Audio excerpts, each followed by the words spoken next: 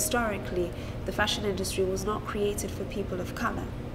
But I think that now that we have such a mixed society, and now that we know that fashion is so powerful and we have a responsibility, not in our creativity and not necessarily censoring our creative expression, but we have a responsibility because clothes, fashion are our second skin, and everybody wears clothes, we hope. But for the most part, everybody wears clothes, and just based on that and based on the impact that fashion has, the fashion industry has a responsibility to be inclusive. I started modeling when I was 15. And I had the fortune of becoming the first British African face for Maybelline Cosmetics, and then I came to New York to carry that out, which was amazing. And I was confronted with the issues of diversity within the industry. So forever, modeling in Europe, they say, go to New York because it's amazing and there's more work. And then I finally got to New York, and I would go to certain agencies and they will say, we think you're brilliant, we think you're great, but we have a black girl that looks like you, or, you're black.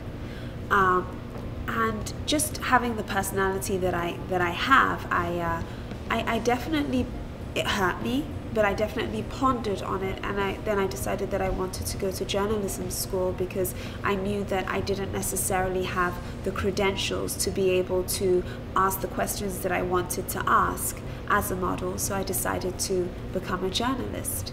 And through that, I was really able to get under certain things that were taken for granted. The fact that, comments were just thrown around. Within the modeling industry, women are referred to as girls, or models are referred to as girls. How did that make you feel? I wasn't aware of it. It's just like a fish swimming in water. It wasn't something that, that I was aware of. In fact, it became part of my identity. That I remember the first time when people called me a woman, and I'm like, who are you speaking to?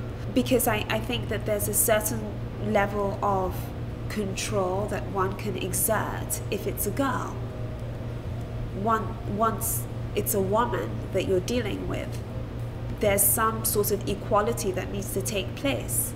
It's about respect at the end of the day. And that's exactly why just what Fashion Revolution Day has been doing is so important. Who made your clothes? Who is it? What's her name? What does she eat? Where does she live? When I go into a store that will remain nameless, why can I buy a tank top for $2? Why can I buy a tank top for $3? How much are they paying the person that makes this tank top? Questions like that, very simple questions, but important questions. When I visited Bangladesh, I realized that just writing an article or drawing attention to what was going on wasn't enough, and a revolution did have to happen. It was time for us as a community to get together, and when I say us, I mean the people within the fashion industry, but also consumers of fashion.